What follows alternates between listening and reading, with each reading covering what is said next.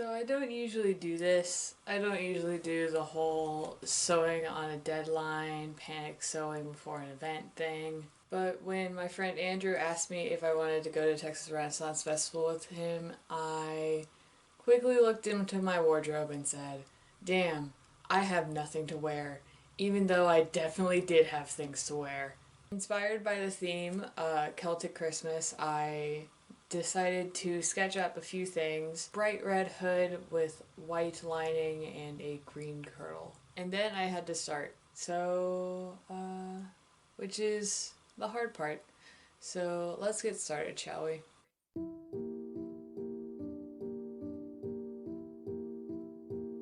I'm very fortunate that this project coincided with the release of my friend Opus Elenae's Londinium hood pattern.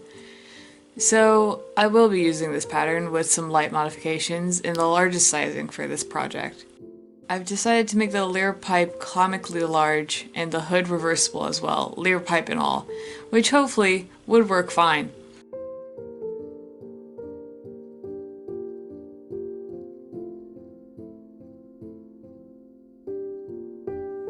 Time to clean this shit up. Goddamn.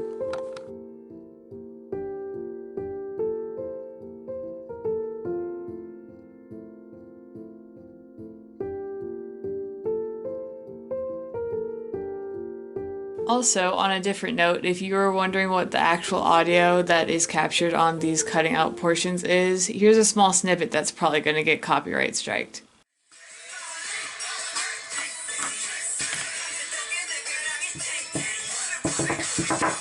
Yeah, I like my loud music when I'm sewing. It's the leftover high schooler punk in me.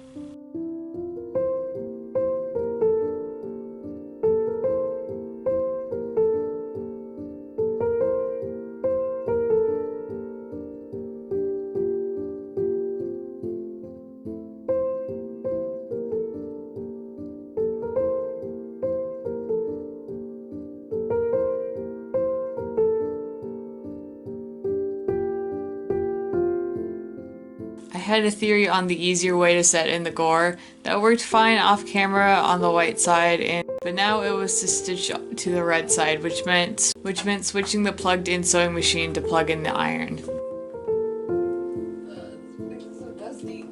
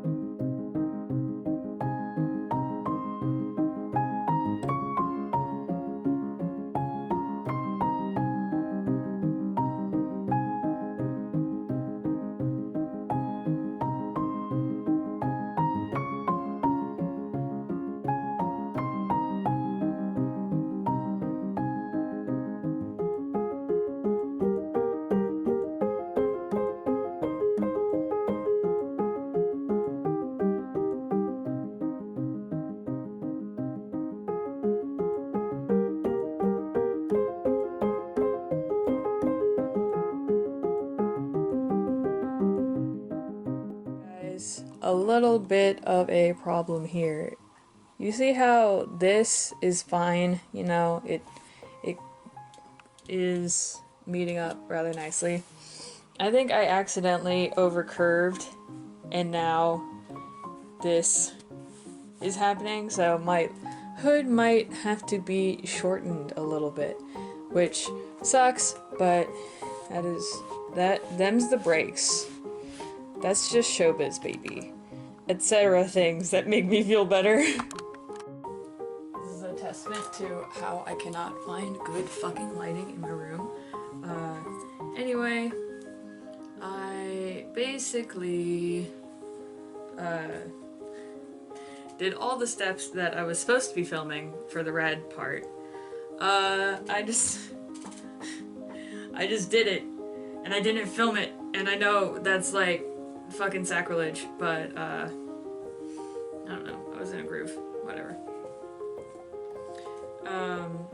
But I'm going to turn this around, hopefully.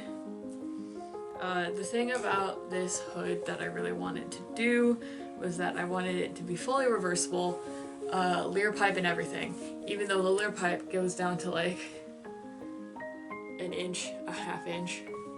So that means I'm gonna have to stick my full fist into this leer pipe and see if I can turn it.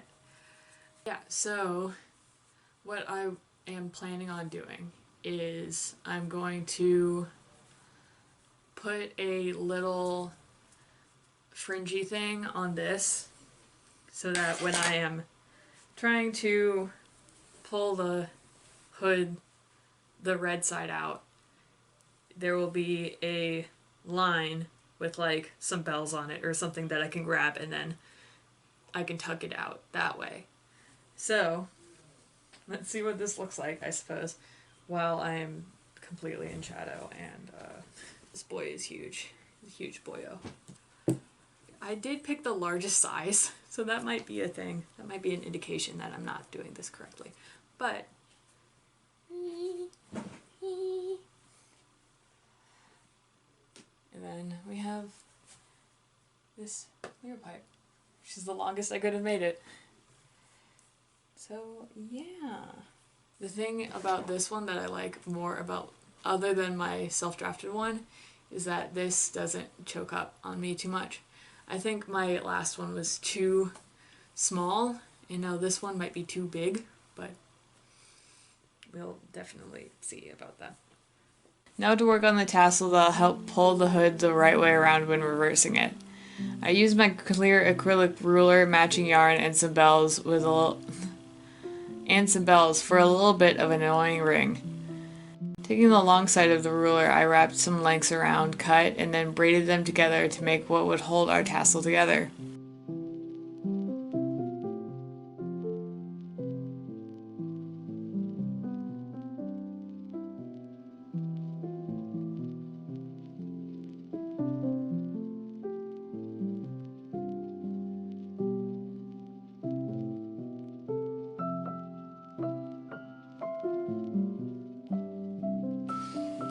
Then I placed the braid on one end of the shorter width of the ruler, then spent 45 minutes wrapping yarn around it until I felt it was good enough. Cut the opposite end, wrapped some excess around the tassel to give it that shape, and then added my bells to go jingle, jangle, jingle. Okay, so I got the white lining, or well, I guess it's not really lining, but I got the white and the red. Both have their tassels in them.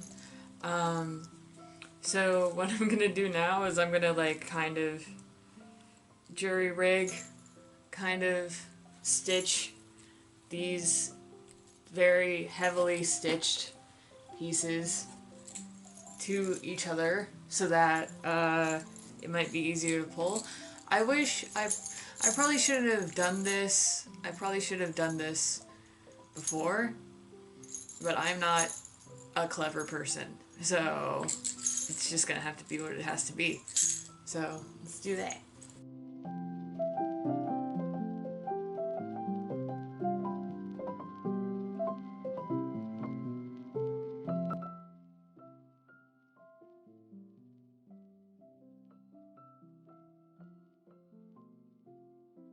Oh my god, it's actually working. Wow. Wow. And it's a hood. I still need to trim up this hood. But it's a hood. Woo! Woo! I am Christmassy. Also, the bells kind of make this hood slowly tug down a bit. So there's that for you. Okay, so I have skipped over something a little bit. So let me show you. So there are these spots in the point of the gore where it's just like, this is just fabric. I was going to like whip stitch around up here and then back down. I was too lazy to do that before I stitched the hoods together, but now I have just the opportunity to be able to make this work. So I'll be doing that for the next 3 hours.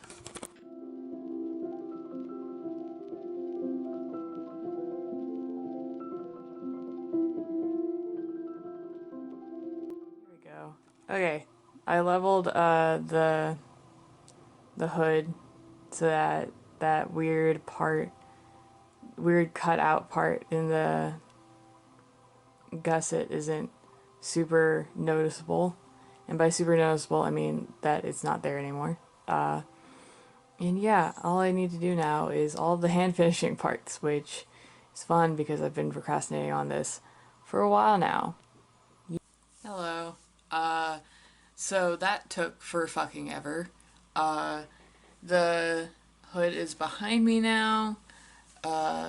Not metaphorically, but actually literally. I got all of the slip stitching done that I needed to do. Look at that. Hell yeah. But that took me like 3 days to do because I was working like 4 days in a row. So, always fun. Always fun. And now I'm going to make 24 buttons because I want this to button at either side.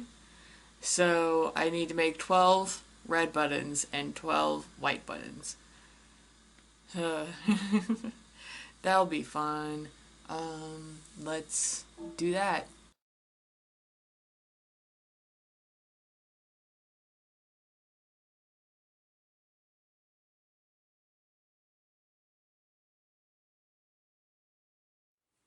Okay, so by the time I got to like my third button, I was like, oh, I don't want to do this anymore.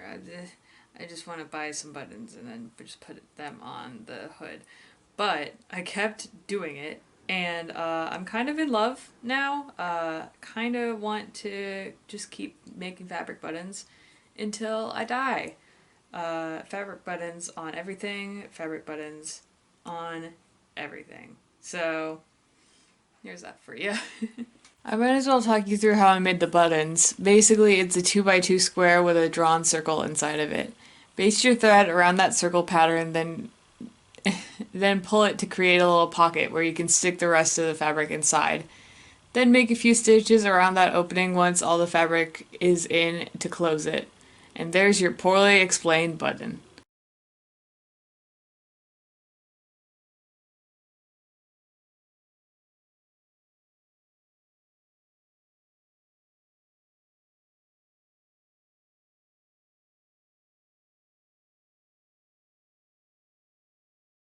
I figured out the marked spacing, ate a popsicle, then did all the good finishing work off camera because it was like 3 a.m. when I did it.